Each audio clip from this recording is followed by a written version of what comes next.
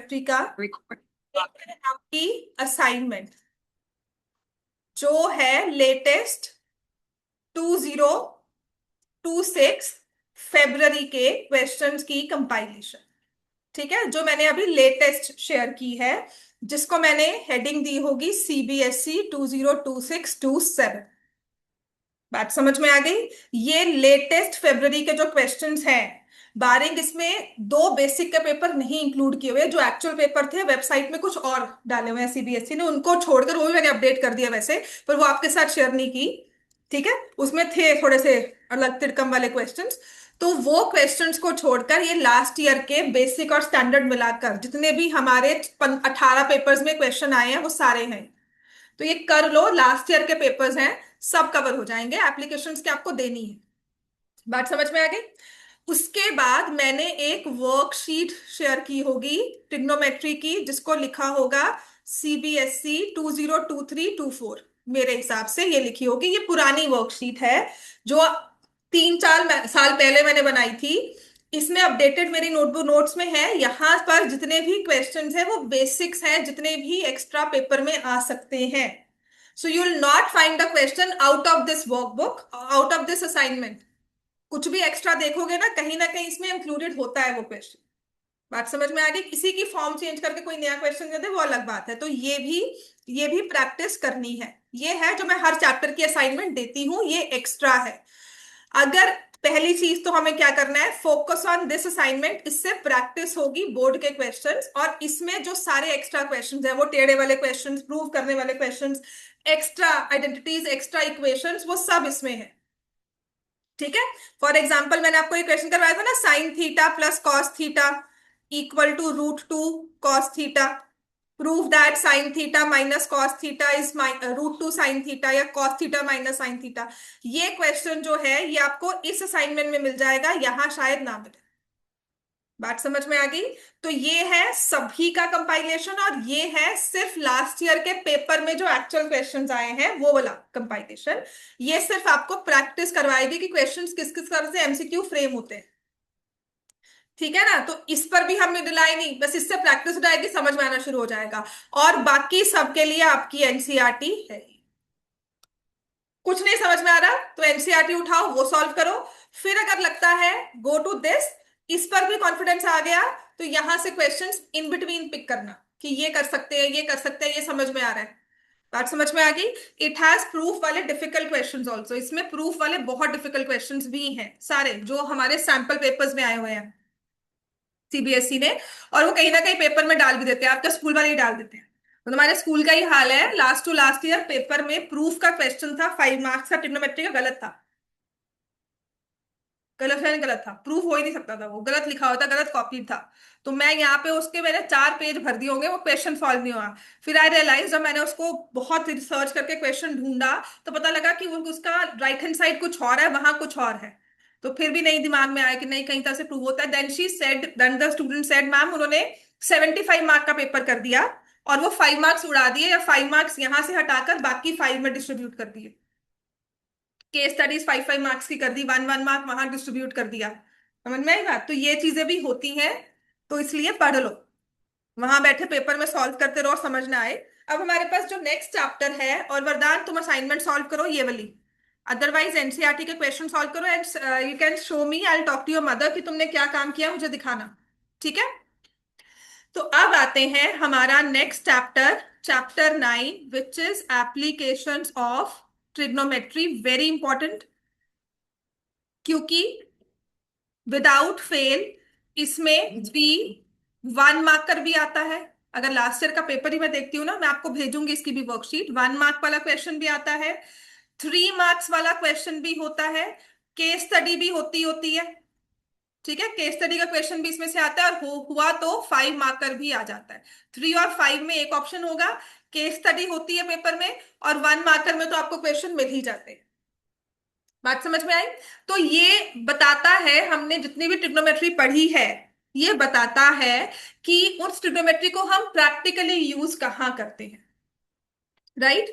तो ये जो एप्लीकेशंस लिखा है ना, इस चैप्टर का आइडियल नेम होता था हाइट्स एंड डिस्टेंसेस। ठीक है? तो ट्रिग्नोमेट्री को यूज करते हैं to find heights of mountains, है ना, टू फाइंड हाइट्स ऑफ, जैसे रेड फोर्ट लाल किला है, उसका हाइट किसने देखा होगा इतना, कैसे उसको मेजर किया, और बना तो इतने टाइम से बना हुआ है, तो किसने बताया होगा कि इस हाइट पर पहुंच चुका है, अब और नहीं बनाना। या बुर्ज खलीफा है, उसकी हाइट्स अगर हमने बना ली, ठीक है, हमने फ्लोर बाय फ्लोर बनाया, तो उसकी फाइनल हाइट मेजर की, वो कहाँ से आई होगी, ठीक है। या डिस्टेंसेस मेजर करने हैं, यहां से लेकर हिमालय तक अगर मुझे जाना है, एक टॉप पॉइंट लेना है, चंडीगढ़ जाना है, तो हमने डिस्टेंस क्या, हमने क्या कोई टेप लेकर फिजिकली किया होगा, या यहाँ भी छोड़ो, सन और मून में डिस्टेंस निकालना है, कैसे निकाला होगा। वहां तो कोई हम प्लेन लेके नहीं गए ना, कि वहां से हम देखेंगे इतना कि स्पीड इतना टाइम, और फिर हम किलोमीटर्स निकालेंगे। So they certain concepts were used, simulations were used to find heights and distances, ठीक है। तो हम बहुत बेसिकली, बहुत प्रैक्टिकली जो यहाँ पर सिचुएशंस होती हैं उनमें हम करेंगे। और इसके लिए सबसे पहली चीज जो आपने सीखनी है, वो दो एंगल्स होते हैं, लिखो, एक होता है एंगल ऑफ एलिवेशन। तो जो बेसिक का पेपर इस बार आया था, आप ही के रीजन वाला, उसमें पूछा गया था एक ट्रायंगल बनाकर कि बच्चों बताओ इसमें ये वाला एंगल, अगर मान लो मैंने ऐसा कुछ दे दिया ना, यहाँ पे एक्स लिखा है, वाई लिखा है, कि एंगल ऑफ एलिवेशन क्या है, एंगल ऑफ डिप्रेशन क्या है। तो दो तरह के एंगल्स होते हैं, एंगल ऑफ एलिवेशन और एंगल ऑफ डिप्रेशन, ये दो तरह के एंगल्स हैं। सो एमसीक्यू इस पे भी बन के आ जाता है कि बताओ जी इस फिगर में एंगल ऑफ एलिवेशन क्या है, इस फिगर में एंगल ऑफ डिप्रेशन कौन सा वाला होगा। तो आपको उसका नंबर नहीं बताना है कि 30 डिग्री 40 डिग्री, वो सब नहीं बताना, आपको एक्चुअल बताना होगा उसके साथ कौन सा वेरिएबल लिखा हुआ है, which name represents that angle, ठीक है। तो एलिवेशन होता है एलिवेट करना। तो जहां पर एक होता है हमारा ग्राउंड लेवल, समझ में आ गया, यूजुअली हमारा एक ग्राउंड लेवल होगा या सी लेवल या जिससे भी। और जो हमारा विजन होता है ना, वो बिल्कुल स्ट्रेट होता है, जैसे we see vertical, we see horizontally, ठीक है। तो if we are standing, someone is standing here, तो यूजुअली उसका विजन जो है ये होता है, जिसको हम बोलते हैं हॉरिजॉन्टल। समझ में आ गई बात ये, इसको क्या बोलेंगे, हॉरिजॉन्टल, क्योंकि हमारा जो विजन यूजुअली होता है वो स्ट्रेट होता है, उसे बोलते हैं हॉरिजॉन्टल। तो sometimes ground level and horizontal are the same things. कभी कभी ऑब्जेक्ट की ना, जो पर्सन ऑब्जर्व कर रहा है उसकी हाइट इररेलेवेंट होती है। जैसे मैं यहाँ बैठी हूँ, मुझे एसी देखना है, तो मैं यहाँ से डिस्टेंस मेजर कर लूँ, आई विल नॉट थिंक कि नहीं नहीं मैं तो चेयर पे बैठी हुई हूँ, I am standing and then watching, and कोई नीचे बैठा होगा, मैं ग्राउंड से नहीं मेजर कर रही हूँ। तो हम जब, अगर मुझे किसी चीज को देखना है, तो कभी कभी we are standing on some height, sometimes that height is same as the ground level. समझ में आ गई। तो एक होती है हॉरिजॉन्टल, एक होता है ग्राउंड लेवल। और आप ऐसे ऑब्जेक्ट को, मतलब आप हॉरिजॉन्टल विजन ले रहे हो, and you start doing something which is above you, ठीक है। आप किसी ऊपर वाली चीज को देख रहे हो, तो जो ये एंगल बनता है बिटवीन द आई, इसको बोलते हैं लाइन ऑफ साइट, ठीक है। यहां पर एक आई बनी होगी, पिक्चर्स में देखोगे, यहां पर एक आंख बनी होगी, वो ऐसे देख रही है हॉरिजॉन्टल।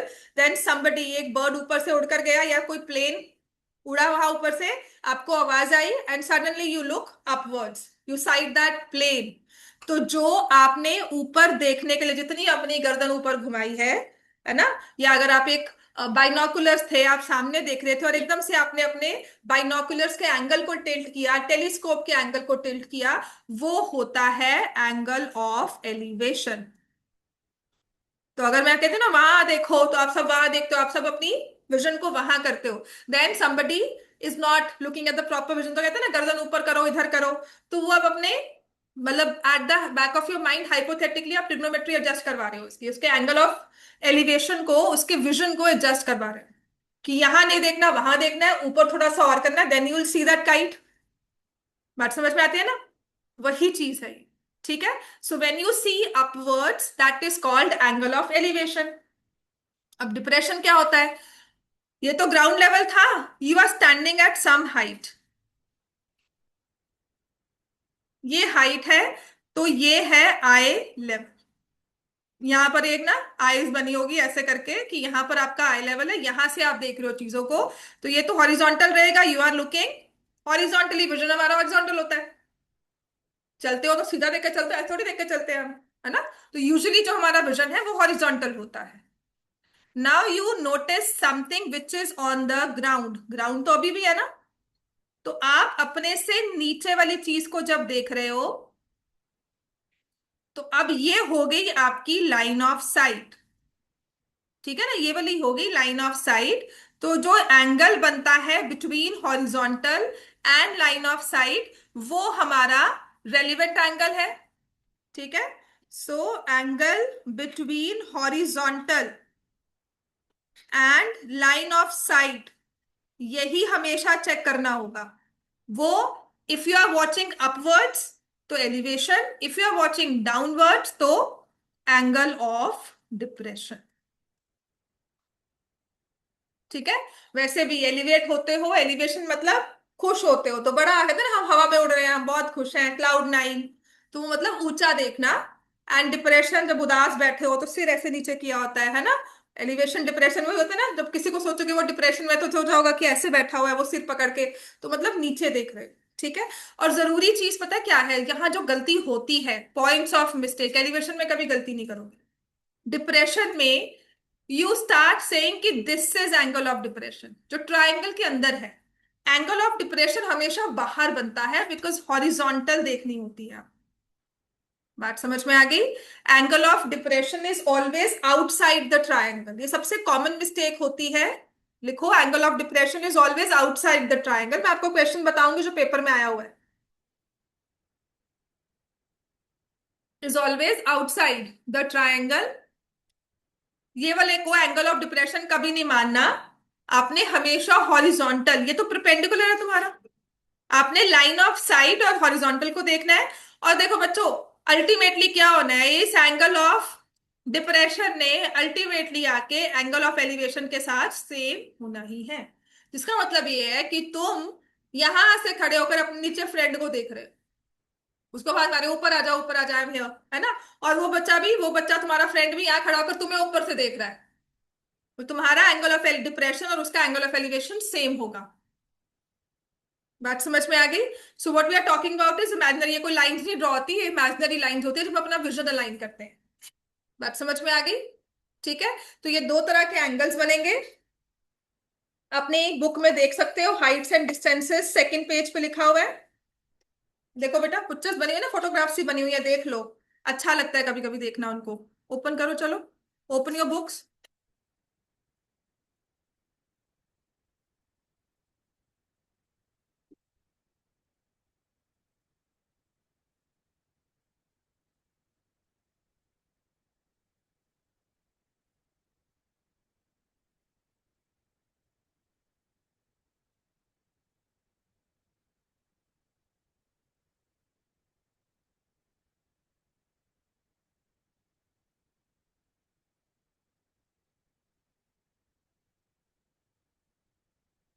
तो देखो बच्चों, ये एप्लीकेशंस में ना ये छोटी छोटी चीजें बनी हुई है, इसको पढ़ लेते हो ना तो अच्छा लगता है, क्योंकि पेपर में ये भी आ जाता है। तो ये सबको अगर दिख रहा है तो बहुत अच्छी बात है, देख रहे हो बोर्ड पे। देखो, हाइट्स एंड डिस्टेंसेस का है ना, क्यों का, क्योंकि application of trigonometry is always about Heights and distances. तो यहां से उसने कहा कि this is the line of site, ये हॉरिजॉन्टल लेवल है, ये लाइन ऑफ साइट है। आप देखो ना, यहाँ पर एक ह्यूमन बीइंग बनाया हुआ है इन्होंने, ह्यूमन फिगर बनाई हुई है। ये देखो, बनाइए ना ह्यूमन फिगर, कि कभी कभी वो डिस्टेंस नेग्लिजिबल, अब टावर के हिसाब से डिस्टेंस नेग्लिजिबल हो गया, है ना। Sometimes you are looking at an object and that distance is relevant, जैसे मैं यहां से खड़े होकर एसी को देख रही हूँ, तो आप कहोगे नहीं मैम, यू कैन नॉट से this is the height, because आप एक कंसिडरेबल पोजिशन, जो आपकी हाइट है वो एसी की हाइट के हिसाब से बहुत ज्यादा है। So you should measure it from the ground level. तो यहां से ये जो ऊपर जा रहा है ये लाइन ऑफ साइट है, and this is the angle of elevation. ये हमारा बन गया एंगल ऑफ एलिवेशन। समझ में आ गई सबको बात ये। ठीक है, अब नेक्स्ट इसके बाद आते हो। ठीक है ना, तो लाइन ऑफ साइट फ्रॉम, ये सारा कुछ पढ़ लोगे। इसके बाद देखो, नेक्स्ट लिखा है दिस इज ऑब्जेक्ट, जैसे काइट उड़ा रहे हैं यहाँ पर, तो यहां से angle of elevation, this is the horizontal level. तो कभी कभी ये हाइट आपको दी होती है, नहीं दी हुई तो हम इसे इरेलीवेंट मानकर यहीं पर ग्राउंड लेवल लिख लेते हैं, कि यहां से जहां से ऑब्जर्व कर रहे हैं वहां से ही हम सारी कैलकुलेशंस कर रहे हैं। ठीक है, तो इसको ऑब्जर्वेशन पॉइंट भी बोलते हैं, जो ये वाला पॉइंट होता है ना, इसको बोलते हैं ऑब्जर्वेशन पॉइंट। अब यहाँ पे आ जाओ, ये देखो दिख रहा है ना यहाँ पे, the person is standing at a considerable height, छत पे खड़ा हुआ है कोई, है ना। और उसके बाद line of site the object, the ball is down. तो देखो ये हॉरिजॉन्टल और ये है एंगल ऑफ डिप्रेशन। यहां से नहीं करेंगे कि हमने इसको ऐसे बना दिया, हालांकि ड्रॉ हम यही करेंगे, लेकिन this is not the angle of depression, हमेशा बाहर होगा। ये बहुत जरूरी है समझना, क्योंकि गलती आपकी मैक्सिमम एंगल ऑफ डिप्रेशन में यही होगी। समझ में आ गई बात है। अब इसके बाद सब चीजें हमारी रेलिवेंट आती हैं। आ जाओ क्वेश्चन पर, क्योंकि अब ये क्वेश्चन केस बाय केस ही चलेगा। ठीक है। एग्जाम्पल नंबर 1, बुक के क्वेश्चंस तो बिल्कुल नहीं छोड़ने हैं। एक्स्ट्रा में सब उसमें असाइनमेंट में लिखे हुए हैं, उतरे कर लो, बहुत है, कंप्लीट है, उसके बाहर कुछ नहीं आएगा। समझ में आ गया। कॉम्प्लिकेटेड हमें है नहीं, हमें सिर्फ 2 एंगल्स इन अ ट्रायंगल तक ही क्वेश्चंस लिमिटेड है। We don't have questions where 3 angles are given in a triangle. हालांकि मैं आपको वो भी करवाऊंगी, वो क्वेश्चन अब एक्सटिंक्ट हो चुका है, आपको ऑनलाइन वेबसाइट्स पे कहीं नहीं मिलता। द वेरी ओल्ड क्वेश्चन, आज से कुछ 5-6 साल पहले तो फिर ट्रिग्नोमेट्री क्वेश्चंस को सर्च करोगे ना, तो 2 क्वेश्चंस बड़े आराम से मिलते थे। एक था spherical balloon, that is in your exemplar, but वो क्वेश्चन तो सच में एक्सटिंक्ट हो चुका है। ठीक है। And no website will share that question, but मैं जरूर करवाऊंगी, क्योंकि हमारे लिए बहुत इंपॉर्टेंट क्वेश्चन था। देखो एक ना, एक अच्छी सी उसने ना पिछली वाली बुक में ना, उसने लास्ट ईयर मतलब लास्ट वाली बुक में, there was this instrument through which angle of elevation और डिप्रेशन को मेजर किया जाता था। कोई कोई भी इंस्ट्रूमेंट है, उसके ऊपर एक यहाँ पर टेलीस्कोप टाइप लगा था, so that if you look at this object it will tell you you are looking at the object at which height, which angle. तो वो था थियोडोलाइट। ठीक है। तो आप सोचो ना, एंगल ऑफ ये एंगल्स कैसे निकाले होंगे, तो there is a proper instrument with which you can find these angles. समझ में आ गया। ठीक है। तो अब आ जाओ हमारा सबसे पहला question, which is example number 1। निकालो बुक में एग्जाम्पल 1। पहली चीज तो, जब भी हाइट की बात होगी या जब भी कहा जाएगा टावर, माउंटेन, बिल्डिंग, हिल, पोल, तो तुमने यहां पर ऐसे ये माउंटेन नहीं बनाने बैठना। ठीक है। तो इसका मतलब we are talking about a height. Cable tower कहा जाएगा तो तुम केबल टावर नहीं बनाने बैठोगे, तुम्हें कहा जाएगा पोल है, इलेक्ट्रिसिटी पोल है, तो तुम्हें वो ग्राफिक्स में जो मर्जी दे दे कि ऐसा है, तुम ऐसे वो तारे लगाने नहीं बैठोगे उस पे। बात समझ में आ गई। तो चिड़िया का घोंसला कहा हुआ है, तो आप चिड़िया का घोंसला बनाने नहीं बैठोगे। What you need is height. मैं सीरियसली बोल रही हूँ, लोगों को प्रॉब्लम ये, हमारा एप्लीकेशन सिर्फ उस एक डायग्राम, उस एक फिगर पे बेस्ड है। अगर आपने वो फिगर बना ली ना, मैं अभी 70% कह रही हूँ, आपका 90% क्वेश्चन सॉल्व। कोई गलती कर ही नहीं सकते फिर आप, अगर आपने फिगर सही बना ली ना, 90% क्वेश्चन सॉल्व है। So when ever its talking about a tower, तुम्हें स्टार्ट कैसे करना है इस क्वेश्चन को। सबसे आसान ये चैप्टर होता है, ट्रिग्नोमेट्री से तो बहुत ज्यादा आसान है। तुम्हें स्टार्ट कैसे करना है, तुम्हें टावर कहाँ है, माउंटेन कहाँ है, बिल्डिंग कहाँ है, पोल कहाँ है, हिल कहाँ है, इसके अलावा कुछ भी ऐसा कहाँ है जो एक किसी हाइट पर हो, you have to draw vertical line. कि ये हमने कहा ये वर्टिकल लाइन है, it is a pole, it is a tower, it is a mountain. ठीक है। जैसे हमारे एग्जाम्पल की फर्स्ट लाइन क्या है, tower stands vertically on the ground, तो उसने तो आपको टावर बड़ा अच्छा से बना कर दिया, तुम वहां नहीं बनाने बैठोगे, तुम कहोगे ये मेरे लिए टावर है। बात समझ में आ गई। This is the tower that stands vertically on the ground. Ground है ना, हवा में तोड़ नहीं रहा, तो तुमने ग्राउंड भी बना दिया कि ये ग्राउंड लेवल है हमारे लिए। तो हमेशा एक ग्राउंड लेवल तो तुमने ड्रॉ कर ही लेना है। From a point on the ground, इस ग्राउंड पर कोई एक पॉइंट है, तो उसको मैंने पी मान लिया। अगर उसका नाम दिया हुआ है तो बहुत अच्छी बात है, नहीं दिया हुआ तो कुछ नहीं। अच्छा, अगर ये टावर कहा तो इस पॉइंट को मैं क्या बोलूंगी, टावर का सबसे टॉप मोस्ट पॉइंट, तो ये टॉप ऑफ द टावर हो गया। क्या मुश्किल है, ये क्या हो गया। अगर मैंने इसे टॉप ऑफ टावर कहा इस पॉइंट को, तो ये वाला पॉइंट क्या हुआ, base of the tower, bottom of the tower, है ना। तो from a point which is 15 meters away from foot of the tower, तो फुट ऑफ टावर भी बोल सकती हूँ मैं इसको, बेस बोलू, बॉटम मोस्ट पॉइंट, तो फुट ऑफ द टावर भी बोल सकते हैं। तो अब क्वेश्चन देखो क्या कह रहे हैं, from a point which is 15 meters away from the foot of the tower. So if I name this point A, this point B और ये पॉइंट बी पी है, तो ये 15 मीटर्स कहाँ आता है बताओगे? From a point which is 15 meters away from the tower. तो इस पूरे में आपके पास दो लाइन सेगमेंट्स बन गई हैं। तो आप मुझे बताओगे लाइन सेगमेंट कौन सी 15 को शो कर रही है? तो समझ में आ गया ना? तो from a point which is 15 meters away from the foot of the tower, the angle of elevation, तो इस पॉइंट से आपने टॉप मोस्ट को देखा, the angle of elevation of the top of the tower. यहां से किसी चीज को तो देख रहे हो ना, तभी एंगल ऑफ एलिवेशन कहाँ देखा, वो टॉप ऑफ द टावर ही जाओगे, यहीं जाना पड़ेगा, कोई हवा में कोई चीज काइट वगैरह नहीं देखोगे। बात समझ में आ गई? सबसे आसान क्वेश्चन होते हैं, कुछ नहीं दिया होता, सिर्फ एक ट्रायंगल अपने आप से ड्रॉ कर रहे हैं, तो टॉप ऑफ द टावर देखा, तो कहते हैं एंगल ऑफ एलिवेशन कितना बन रहा है तुम्हारे लिए, एग्जिस्ट इज 60 30 45 करेंगे, इसके अलावा तुम्हारा कोई एंगल होगा ही नहीं। और क्या मुश्किल है? From this angle of elevation is found to be 60 degrees, बस खत्म। उसके बाद find the height of the tower. अब जो नेक्स्ट गलती इसमें होती है ना, वो ये कि हम इस फिगर को एक्सप्लेन नहीं करते कि मुझे क्या पता आपने क्या हाइट ली है ना? जब मैं ऐसे ड्रॉ करके आपको एक क्वेश्चन दिखा दूं, आपको मैं मुझे क्या पता एबी टावर है, आपने एबी क्या लिया, मुझसे पूछोगे ना आपने बीपी क्या लिया है, आपने बीपी 15 कैसे ले लिया? तो दैट्स वाई आपकी पेपर चेकर को ना, जो टीचर पेपर चेक करेगी उसको नहीं आता कुछ भी, उनको समझाना है आपने, है ना? उनको कुछ नहीं पता, वो कुछ नहीं जानते। तो आपने क्या करना है कि let A B the tower, इस पिक्चर को थोड़ा सा एक्सप्लेन करोगे। Tower of height h meters, BP is equal to 15 meters, angle A P B, अच्छे से लिख दो एंगल ऑफ एलिवेशन।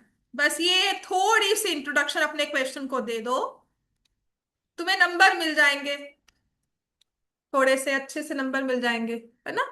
तो ये लिखना बहुत जरूरी है, तो थोड़ी सी हमारी इनको यूज होगी, थोड़ी सी मेहनत लगेगी, पर हमारा क्वेश्चन एक ही क्वेश्चन होगा, उसको इज्जत से हम परफॉर्म कर देंगे, उसको भी इज्जत मिल जाएगी, वो भी खुश, तुम भी खुश। तो please do right the explanation of the figure, बहुत जरूरी है, ठीक है? क्योंकि हमें क्या पता, अभी तो एक ही टावर है, चलो ठीक है मान ली बात, कभी कभी दो दिए होते हैं, तो एक टावर वन एक टावर टू, मुझे क्या पता क्या ले रहे हो, मैं क्यों मान लूं, है ना? तो वही चीज है, ठीक है? अब तुम्हारा ट्रिग्नोमेट्री वो बेसिक वाला, ये 90 डिग्री है, जब तक कुछ नहीं कहा हुआ ना, हमारे सारे टावर 90 पर है, वो कोई लीनिंग टावर ऑफ पिज्जा नहीं है कि एंगल पे बना है, कभी नहीं बना होगा, तुम्हारे पेपर से बाहर है, वो तुम्हारे सिलेबस से बाहर है। समझ में आ गई बात?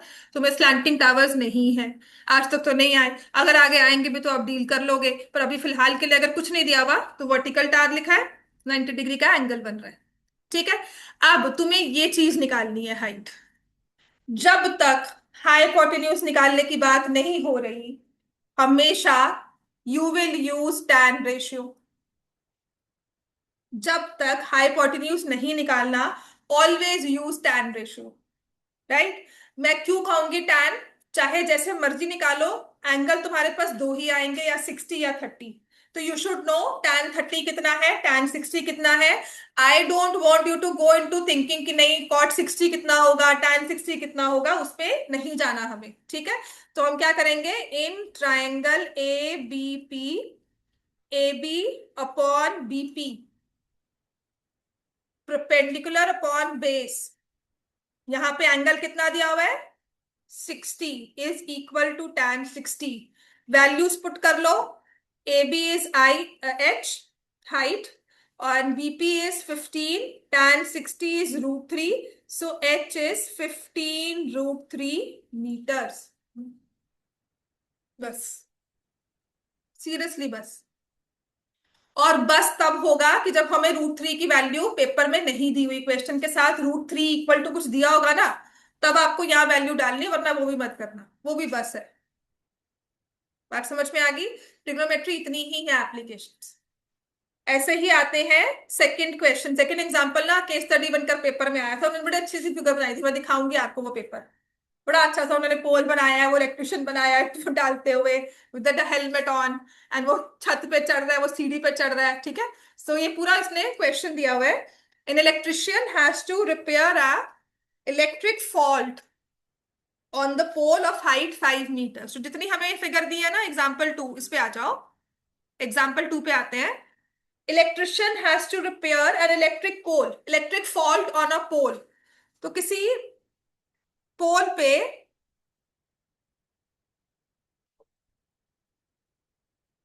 कोई फॉल्ट है, तो पोल को कैसे शो करोगे? बनाओ भाई, लियो कम है। किसी पोल पर अगर फॉल्ट है, how will you draw that pole? उसे किस तरह से शो करोगे? पोल कैसे शो करते हैं? हाँ जी। तेरे को बड़ी बीच बीच में स्माइल, पता नहीं क्या हंसी आ रही है। आई डोंट नो तुम कहाँ ड्रिफ्ट हो जाते हो कि तुझे हंसी आए, मुझे समझ नहीं आता। है ना? तो पोल को किस तरह से शो करोगे? Vertical line. हाँ जी हरवीर, कहाँ शो करोगे पोल को? कैसे शो करोगे? उसने कुछ नहीं बनाया होगा। हाँ, will draw a vertical line कि ये पोल है, and somewhere on the ground that pole will be based somewhere on the ground. उसको नाम दे दो यहाँ पर ए बी। तो पोल की हाइट दी हुई है h meters, so A B is a pole of height h meters, h height 5 meters. So electrician को यहां तक पहुंचना है, फॉल्ट तक। She needs to reach a point 1.3 meter below the top. अब इस चीज को आपने कैसे शो किया? ये ए बी है 5 मीटर्स, लेकिन उसको इलेक्ट्रिशियन को एक पॉइंट पर पहुंचना है, विच इज फॉल्ट कहां पर होगा? ऊपर से 1.3 मीटर नीचे। तो मैंने ये पॉइंट सी मार्क कर लिया जहां पे फॉल्ट है। So let C B the point of fault, and AC की लेंथ कितनी है? इसका मतलब कितनी होगी एसी की लेंथ? Everyone's clear? एसी की लेंथ होगी 1.3 meter. So what can you say about BC? BC की लेंथ कितनी होगी बता सकते हो? 5। टोटल ए बी में से बीसी एसी की लेंथ निकाल दो, 5 - 1.3, विल इट बी 3.7 मीटर। तो तुम्हारे पास ये लेंथ भी आ गई 3.7 मीटर। ठीक है? So she needs to reach a point 1.3 meter below. What should be the length of ladder that she should use, which when inclined at an angle of 60 degree to the horizontal would enable her to reach the point? मतलब यहां से खड़े होकर अगर वो सीढ़ी ले रही है और उसको 60 डिग्री एंगल ही अलाउड है, जो सीढ़ी फिक्स आ रही है ना किसी इलेक्ट्रिक कार में, तो वो 60 डिग्री का एंगल ही ओपन करे, तो कितनी लेंथ ओपन करे? तो ये एंगल 60 है। समझ में आना शुरू हो गया? ये एंगल 60 डिग्री का होगा। तो आपको लेंथ ऑफ लैडर निकालना। So C D is the length of ladder. तो ये क्या बन गया ट्रायंगल के लिए? क्या बन गया? Hypotenuse. This is hypotenuse of the triangle. तो इसमें साइन, क्योंकि हमें 60 के ऑपोजिट में देखो ये साइड दी हुई है, तो I will use sine ratio that in triangle B CBD लिख देती हूं। इन ट्रायंगल सीबीडी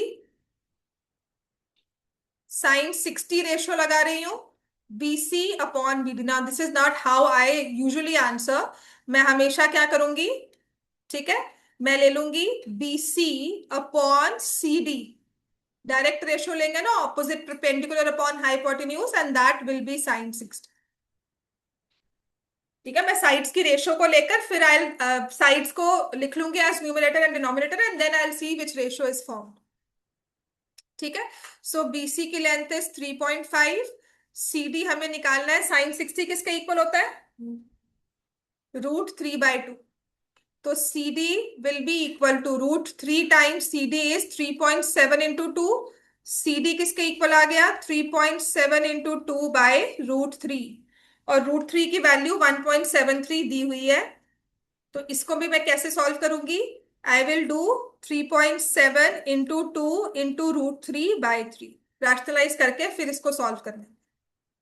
तो 7.4 इंटू 1.73 डिवाइड बाय 3 मीटर्स।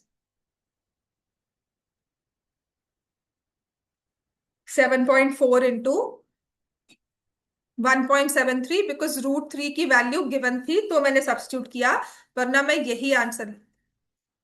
ठीक है? अदरवाइज होता है 3.7 रूट, सॉरी 7.4 √3 बाय 3 मीटर, ये आंसर होता है। समझ में आ गया? तो यही क्वेश्चन तुम्हारे पेपर में था एज केस स्टडी, बस इतना ही आंसर चाहिए। 2 डेसिमल्स यूजुअली, क्योंकि मीटर्स दो तक निकाल लोगे ना, 100 मीटर्स होते हैं। एग्जाम्पल 3 स्टार्ट कर दो, टाइम हो गया। चलो एग्जाम्पल 3 कल करेंगे, ठीक है। और आप लगाओ परसों तक, आज क्या है, फिर ट्यूसडे, तो थर्सडे तक ये हो सकता है मैक्सिमम चैप्टर हो जाएगा, ठीक है।